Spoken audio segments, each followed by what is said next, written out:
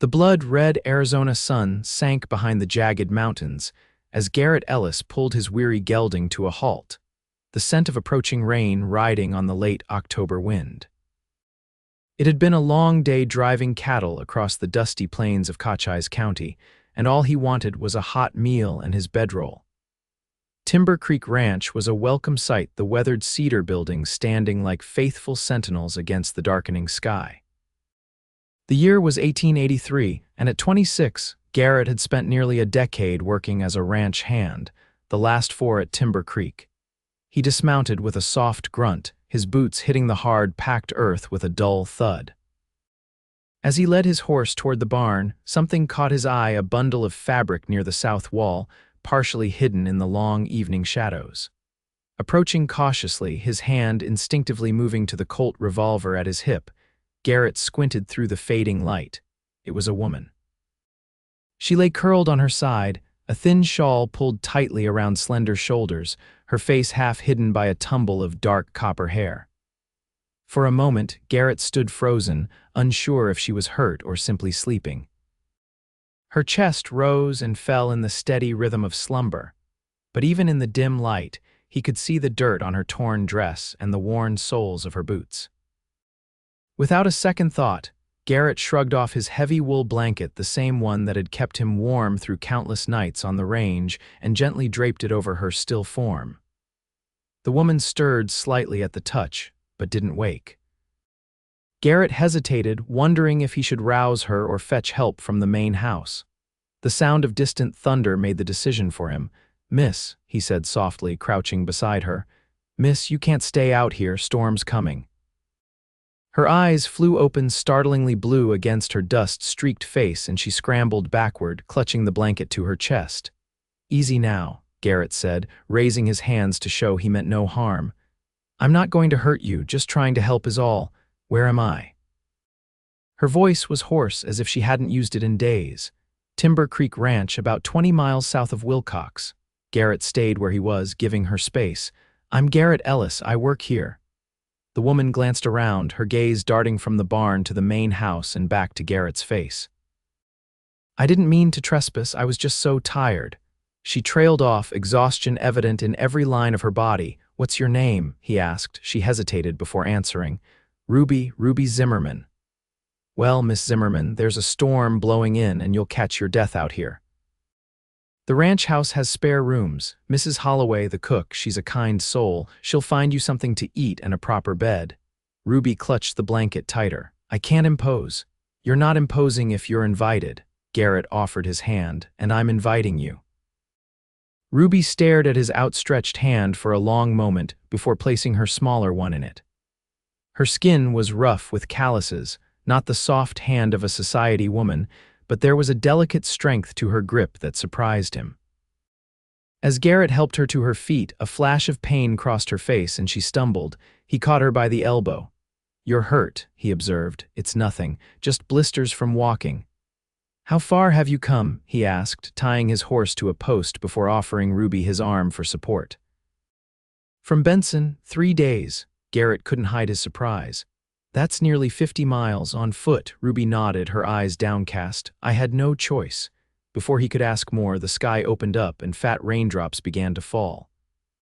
Without a word, Garrett scooped Ruby into his arms, ignoring her startled protest, and carried her swiftly toward the main house, the wool blanket still wrapped around her slight frame. The ranch house was ablaze with lamplight, the windows glowing warmly against the gathering darkness. Garrett shouldered open the door, bringing with him the scent of rain and dust, and something else, the faint floral scent of the woman in his arms, Mrs. Holloway, a round-faced woman with iron-gray hair and hands that could knead bread or bandage a wound with equal skill, looked up from the stove where she was stirring a pot of stew. Her surprise at seeing Garrett carrying a stranger quickly gave way to efficient concern. "Good heavens. What's this then?" she asked, already moving to clear a space at the kitchen table. "Found her sleeping beside the barn," Garrett explained, gently setting Ruby on a chair. "Says she walked from Benson." Mrs. Holloway clicked her tongue. 3 days on the road alone. Child, you must be starving." She was already ladling stew into a bowl. Eat first, then we'll see about getting you cleaned up and finding you some proper clothes. Ruby's hands trembled as she accepted the bowl. Thank you. I don't know how I'll repay you. Nonsense, Mrs. Holloway said firmly. We don't turn away those in need at Timber Creek, do we, Mr. Ellis? No, madam, we do not. Garrett found himself unable to look away from Ruby as she ate, taking small, careful bites despite her obvious hunger. There was something about her, a quiet dignity despite her circumstances, that stirred something protective in him. Mr. Thornton's away in Tucson until next week, Mrs. Holloway continued, referring to the ranch owner, but he'd say the same. Now, Mr. Ellis, you go see to your horse while I help Miss Zimmerman get settled. I've still got some of my daughter's old things that might fit her. Garrett nodded, reluctantly turning to leave, but paused at the door. Miss Zimmerman, if you don't mind my asking. What brings you to Timber Creek? Ruby's blue eyes met his, wary but with a flicker of something like hope. A new start, she said simply. That's all I'm looking for, a new start. Outside, the rain fell steadily as Garrett unsaddled his horse and rubbed the animal down. His thoughts kept returning to the woman in the kitchen, to Ruby. There was a story there, he was certain. People didn't walk 50 miles for nothing, especially not women alone in territory still wild enough to be dangerous. By the time he returned to the house, Mrs. Holloway had Ruby settled in one of the spare rooms off the kitchen rooms normally used for ranch hands when the bunkhouse was full or for visiting family of the ranch owner. She's bathing now, Mrs. Holloway told him as she set a plate of stew before him. Poor thing was dead on her feet. Said she hadn't slept properly since leaving Benson, too afraid to close her eyes for more than an hour at a time. Did she say why she left? Garrett asked, trying to keep his tone casual. Mrs. Holloway gave him a shrewd look. Not in so many words, but I've seen that look before. She's running from something or someone. Garrett nodded grimly. It wasn't uncommon. The West was full of people starting over, reinventing themselves, leaving troubled pasts behind. She mentioned looking for work, Mrs. Holloway continued. Says she can cook, clean, so typical women's work. But her hands tell a different story. Those are hands that have done hard labor. Before Garrett could respond, a soft footfall made them both look up. Ruby stood in the doorway, her copper hair damp and hanging in waves down her back. She wore a simple blue dress that Garrett guessed belonged to Mrs. Holloway's daughter. It was a bit large on her slender frame but clean and whole, unlike the tattered garment she'd arrived in. I hope I'm not interrupting, she said, hesitating at the threshold. Not at all, child, Mrs. Holloway said warmly. Come sit, you must still be hungry. Ruby took the seat across from Garrett, her gaze flitting to his face before dropping to the table. I wanted to thank you properly, Mr. Ellis, for the blanket and for bringing me in from the rain. No need for thanks, Garrett said, suddenly finding it hard to meet those blue eyes. Anyone would have done the same. No, Ruby said softly, not everyone. There was something in her voice, a hard-won knowledge of the world's cruelties that made Garrett's chest tighten. For the first time, he noticed a fading bruise at her temple, partially hidden by her hair. Mrs. Holloway, sensing the tension, busied herself with serving more stew and fresh bread. Now, Miss Zimmerman, you're welcome to stay here as long as you need to get back on your feet. When Mr. Thornton returns, I'm sure he'll agree. I can't accept charity, Ruby said firmly. I need to work, I'll earn my keep. Well, as it happens, Mrs. Holloway said, I've been telling Mr. Thornton for months that I need help with the cooking and mending, what with 15 ranch hands to feed and clothe. If you're willing, there's plenty of work to be done until he decides whether to hire you permanent-like. Hope lit Ruby's face. Truly. You'd let me work here, on a trial basis, mind, Mrs. Holloway cautioned. But yes. For the first time since he'd found her, Garrett saw Ruby smile, a genuine smile that transformed her face and sent an unexpected warmth through his chest. Thank you, she said, the simple words carrying the weight of profound gratitude. I won't let you down. That night, as Garrett lay in his bunk in the ranch hand's quarters, listening to the rain on the tin roof and the snores of the other men, he found himself thinking about Ruby Zimmerman. There was something about her that had gotten under his skin in a way no woman ever had before. It wasn't just her beauty, though she was certainly beautiful despite the exhaustion and fear that had marked her features. It was something else, a resilience, a quiet strength that called to something deep within him. Morning brought clear skies and a return to the ranch's routine. Garrett rose before dawn as always, joining the other hands for a quick breakfast before heading out to work. To his surprise, Ruby was already in the kitchen, helping Mrs. Holloway prepare the morning meal. She looked different in the morning light, still tired, but with color in her cheeks and her hair neatly braided down her back. "Morning, Mr. Ellis," she said, nodding politely as she served him eggs and biscuits. "Miss Zimmerman," he replied, tipping his hat. "You're up early." "Can't expect to earn my keep by sleeping in," she said with a small smile.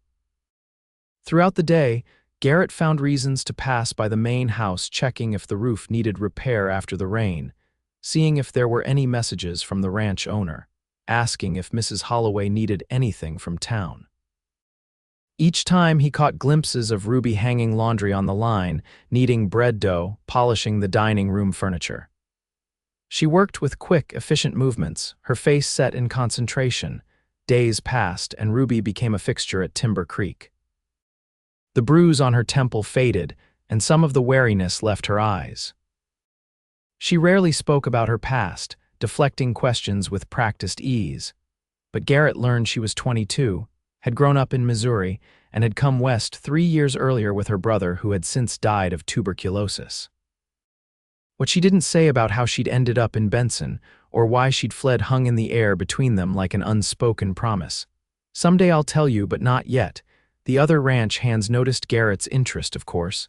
They weren't blind. Sweet on the new girl, Ellis. Drawled Pete Simmons, a weathered cowboy with 20 years on the range. As they mended fences one afternoon, Garrett concentrated on hammering a nail. "Just being neighborly," Pete chuckled.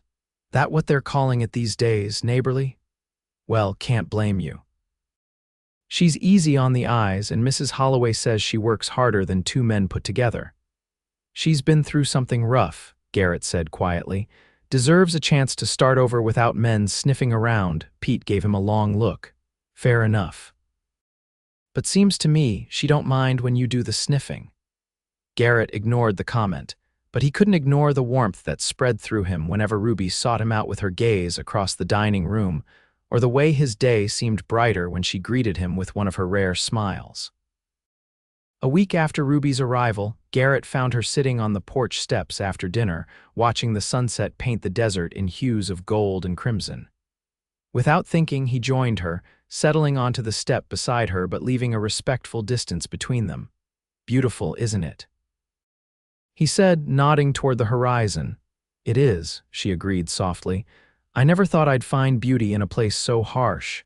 Desert's got its own kind of beauty, takes time to see it, is all." They sat in companionable silence for a while, the only sounds the distant lowing of cattle and the chirping of crickets as dusk deepened. "My brother and I came west for the mining," Ruby said suddenly, her voice so quiet Garrett had to lean closer to hear. "He had the gold fever bad. Thought we'd make our fortune and go back east as rich as Vanderbilt." She smiled sadly. "Dreams are free, I suppose." "What happened?" Garrett asked gently. "What always happens. The gold wasn't there, or if it was, we couldn't find it. Nathan got sick, the money ran out." She shrugged, a small, defeated gesture. "After he died, I took work where I could find it, ended up in Benson working at the hotel. And then," Garrett prompted when she fell silent, Ruby's hands twisted in her lap, "the owner's son. He took an interest in me, wouldn't take no for an answer. His father said either I'd be agreeable to his son's attentions, or I'd be out of a job." Her voice hardened. "I chose to leave." "He hurt you," Garrett said, his own voice tight with anger as he remembered the bruise on her temple. Ruby's hand went unconsciously to the spot. "He tried to convince me to stay," she said flatly. "I convinced him otherwise with a cast iron skillet." Despite the gravity of the situation, Garrett couldn't help a surprised laugh. "Remind me never to cross you in the kitchen." A hint of a smile touched Ruby's lips. "I didn't kill him, if that's what you're wondering. Just gave him something to remember me by, but I knew I couldn't stay in Benson after that." "So you just started walking," Ruby nodded. "Had enough money for some food, but not for the stagecoach." Figured I'd walk until I found somewhere that would hire me or until I couldn't walk anymore. Garrett's heart ached at the matter-of-fact way she described her desperate journey. Well, I'm glad you made it to Timber Creek. Ruby turned to look at him then, her blue eyes searching his face. Are you? Yes, he said simply, honestly. I am. Something passed between them in that moment, an understanding, a possibility. Then Ruby stood, brushing dust from her skirt. Good night, Mr. Ellis, she said, but her eyes held a new warmth. Garrett, he corrected her. My friends call me Garrett, she smiled, a real smile that reached her eyes. Good night, Garrett. Good night, Ruby. As November turned to December, bringing cooler temperatures and occasional frost to the high desert, Garrett found more and more reasons to spend time with Ruby. He helped her hang heavy curtains to keep out the winter drafts, showed her how to chop wood for the kitchen stove, and taught her to ride one of the gentler mares when she expressed a desire to learn. For her part, Ruby began to seek him out as well, saving him the largest portion of pie, mending his shirts with extra care, joining him on the porch after dinner whenever the weather allowed. They talked of everything and nothing: her childhood in Missouri, his years driving cattle across the territory, books they had read, dreams they had harbored. With each conversation, each shared laugh, each accidental brush of hands, the connection between them deepened. The ranch hands noticed, of course, but their initial teasing gave way to a kind of protective acceptance. Ruby had won them over with her cooking and her unassuming manner, and if Ellis was sweet on her, well, they could hardly blame him. Mr. Thornton, the ranch owner, had returned from Tucson and officially hired Ruby as Mrs. Holloway's assistant. He was a fair man who recognized hard work, and Ruby had proven herself invaluable in the kitchen and around the house. Girl's got a good head on her shoulders, Thornton remarked to Garrett one evening as they went over the ranch accounts. Mrs. Holloway says she can cipher better than most men and has a knack for stretching supplies without anyone noticing we're economizing. Garrett nodded, pride warming him, though he had no claim on Ruby's accomplishments. She's resourceful, Thornton gave him a knowing look. She's also the reason you've been volunteering for every repair job at the main house, I reckon. Garrett didn't deny it. Sir, Thornton waved him off. No need to explain, I was young once. Just remember she's under my protection while she's at Timber Creek. I expect honorable intentions. You have them, Garrett assured him. My intentions are entirely honorable. 2 weeks before Christmas, a cold snap hit the territory, bringing with it a rare snowfall that blanketed the desert in white. The cattle needed extra attention, and the ranch hands worked from dawn till dusk, ensuring the herd was safe and fed. Garrett returned to the ranch house late one evening, bone tired and chilled to the marrow. The main room was empty, the fire burning low, but a covered plate sat warming on the hearth with a note in Ruby's neat handwriting. For Garrett, eat before it gets cold. The simple gesture, her thinking of him, saving food for him, touched him deeply. As he ate the still warm stew, Ruby emerged from the kitchen, a steaming cup of coffee in her hands. I thought I heard someone, she said, setting the coffee beside him. You must be frozen through. Getting there, Garrett admitted, gratefully wrapping his hands around the hot mug. Thank you for saving me dinner. Ruby sat beside him, closer than propriety might dictate, but Garrett wasn't about to complain. You've been working so hard, all of you have, Mrs. Holloway and I are planning a special Christmas dinner to show our appreciation. You don't have to do that. We want to, Ruby insisted. It's been so long since I've had a real Christmas with people who, she hesitated, with people who matter to me. Garrett set down his fork, suddenly not hungry despite the delicious food.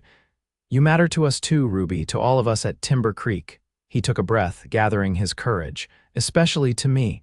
Ruby's cheeks flushed pink, but she didn't look away. Garrett.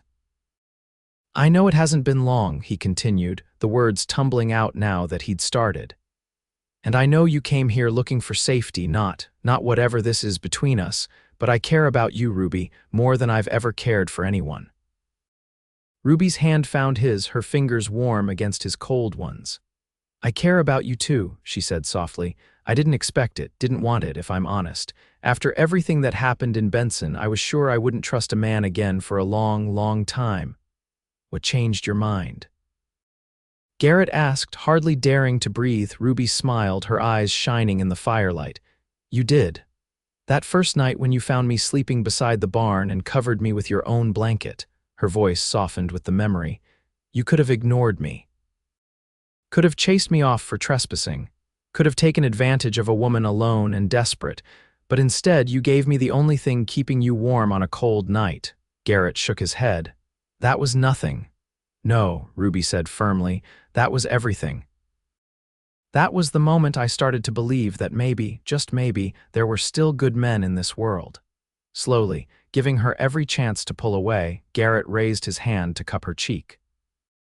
When she leaned into his touch, he felt something in his chest break open like ice cracking in the spring thaw, releasing something that had been frozen too long. Ruby, he whispered, and it was a question. Her answer was to close the distance between them, pressing her lips to his in a kiss so tender it made his heart ache. Her lips were soft, tasting faintly of the cinnamon she'd been using in the Christmas baking, and Garrett knew with sudden certainty that he would never tire of kissing her. When they finally broke apart, both a little breathless, Garrett rested his forehead against hers. I want to court you properly, he said. If you'll let me, Ruby laughed, the sound bright and joyful. I think we're a bit past the point of asking permission, Garrett Ellis. Nonetheless, he insisted. I want to do right by you, she sobered, her eyes searching his. You already have, more than you know. Christmas at Timber Creek was a joyous affair. Mrs. Holloway and Ruby outdid themselves with the dinner: roast beef, mashed potatoes, 3 kinds of pie, and even real cranberry sauce that Mr. Thornton had brought back from Tucson.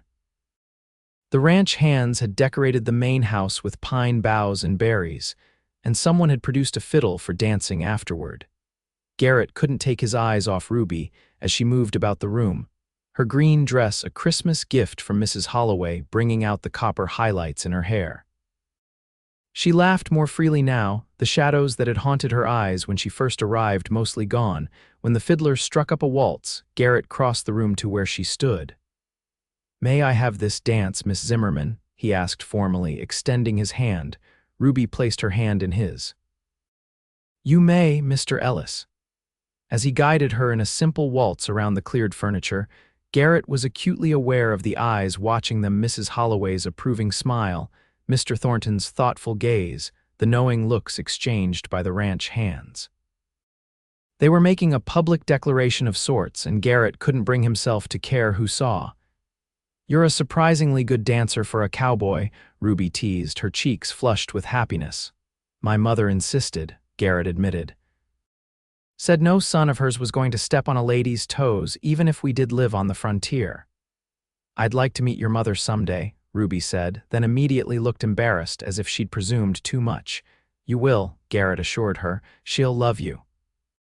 As the dance ended, Garrett led Ruby outside onto the porch. The night was cold but clear, stars scattered like diamond dust across the velvet black sky.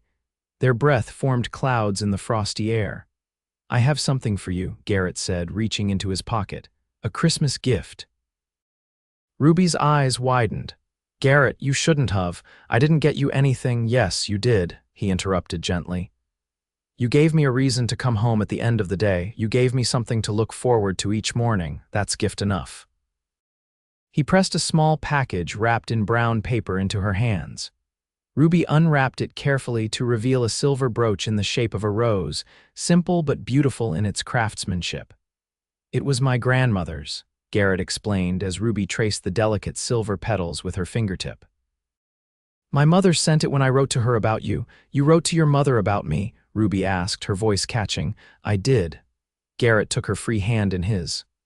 I told her I'd met the woman I intend to marry if she'll have me. Ruby's breath hitched. Garrett. I know it soon, he hurried on. I'm not asking for an answer now. I'm just telling you my intentions like I promised Mr. Thornton I would. I love you, Ruby Zimmerman. I think I started falling in love with you that first night when I found you sleeping beside the barn. And I'll wait as long as you need me to, until you're ready. Tears glistened in Ruby's eyes, but she was smiling. What if I don't want to wait? What if I already know what my answer is? Hope bloomed in Garrett's chest. And what answer is that? Ruby stood on tiptoe, pressing a soft kiss to his lips. "Yes," she whispered against his mouth. "My answer is yes." Spring came to Timber Creek in a riot of wildflowers, painting the desert floor in swathes of yellow, purple, and orange. The April day dawned clear and mild, perfect weather for a wedding. Garrett stood nervously on the porch of the small white church in Wilcox, his best suit brushed and his boots polished to a high shine.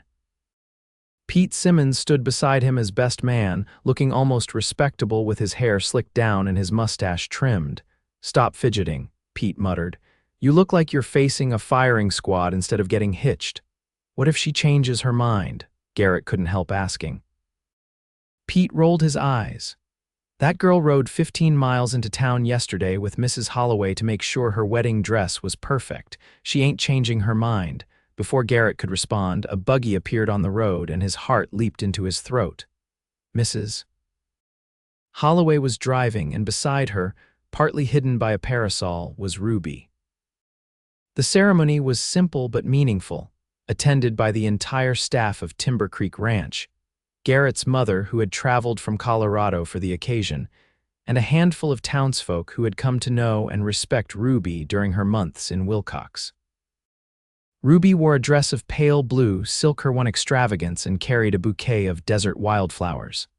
The silver rose brooch was pinned at her throat. When it came time for their vows, Garrett's voice didn't waver. "I, Garrett Ellis, take you, Ruby Zimmerman, to be my lawfully wedded wife. I promise to cherish and protect you, to be faithful and true in plenty and in want, in joy and in sorrow, in sickness and in health, as long as we both shall live." Ruby's eyes shone with unshed tears as she repeated the words, her hand steady in his. "By the power vested in me," the preacher concluded, "I now pronounce you husband and wife. You may kiss the bride." As Garrett bent to claim his first kiss as a married man, he was conscious of a journey completed and another just beginning. From that first night when he'd found her sleeping beside the barn and covered her with his blanket, to this moment when they pledged their lives to one another, it felt like both an eternity and the blink of an eye. The kiss was sweet and full of promise. When they parted, Ruby was smiling up at him, her face radiant with happiness. "Mrs. Ellis," Garrett whispered, testing the sound of it. "Mr. Ellis," Ruby replied, her voice steady and sure.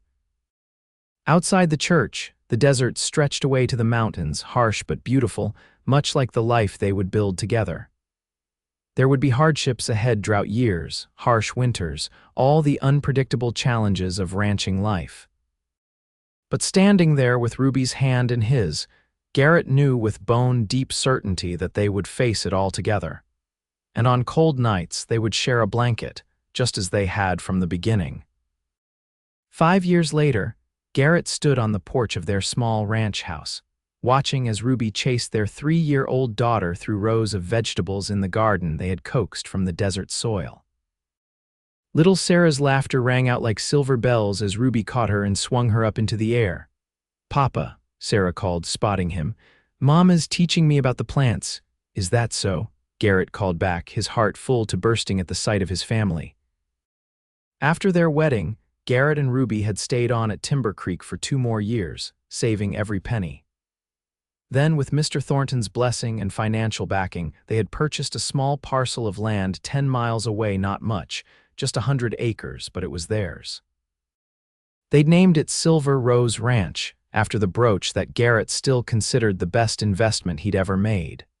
The first years had been hard, with barely enough cattle to make ends meet, but Ruby had proven to be not just a loving wife, but a true partner in the ranch. Her vegetable garden supplemented their income, and her skillful management of their limited resources made the difference between merely surviving and slowly prospering. Sarah had come along in their 3rd year of marriage, bringing with her a joy neither of them had imagined possible. Now, with Ruby's belly just beginning to round with their 2nd child, Garrett sometimes felt almost overwhelmed by his good fortune. Ruby approached the porch, Sarah perched on her hip, both of them sun-warmed and smiling. "You're home early," Ruby said, reaching up for a kiss. "Finished mending the north fence faster than I expected," Garrett explained, taking Sarah from her arms. "Thought I'd surprise my 2 favorite ladies." 3, Ruby corrected, placing a hand on her stomach. Dr. Wilson says this one's going to be a boy, says he can tell. Garrett raised an eyebrow. And you believe him? Ruby laughed. Not particularly, but it's nice to imagine a little boy with your eyes running around here. As long as he has your heart, Garrett said, shifting Sarah to one arm so he could wrap the other around Ruby's waist. Later, after Sarah was tucked into bed with a story about princesses and cowboys, Garrett and Ruby sat on their porch, watching the sunset paint the desert in familiar hues of gold and crimson. Ruby's head rested on his shoulder, her hand entwined with his. "Do you ever think about that first night?" she asked softly. "When you found me at Timber Creek?" "Often," Garrett admitted. "I thank God every day that I rode in when I did." Ruby squeezed his hand. "I was so afraid, so certain I'd never feel safe again. And now." She turned to him, her blue eyes holding the same warmth they had that Christmas night when she'd agreed to be his wife. "Now I know that home isn't a place, it's a person. It's you, Garrett Ellis. You're my home." Garrett kissed her then, slow and sweet, tasting the future on her lips. "And you're mine, Ruby Ellis. From the moment I covered you with my blanket, you became my home too." As darkness fell over the desert, they remained on the porch, wrapped in each other's arms and in the quiet certainty of a love that had begun with a simple act of kindness on a cold autumn night.